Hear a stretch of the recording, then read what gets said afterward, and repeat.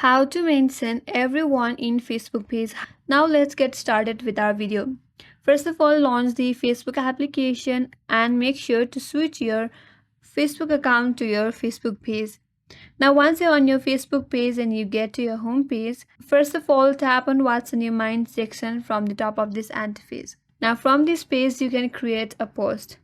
Now if you like to mention everyone in your Facebook page post, tap on the section that says what's on your mind. Now type in your post or type in your caption that you would like to add.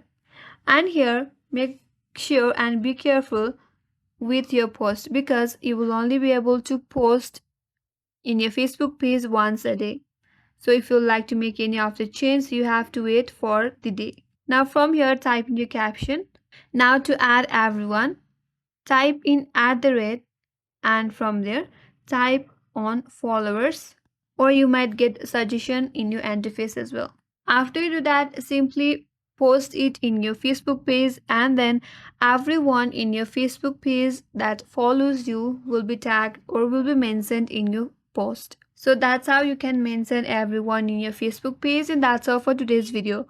Hope this video was helpful, and if you're new to our channel, make sure to subscribe, like, comment and hit that notification bell icon.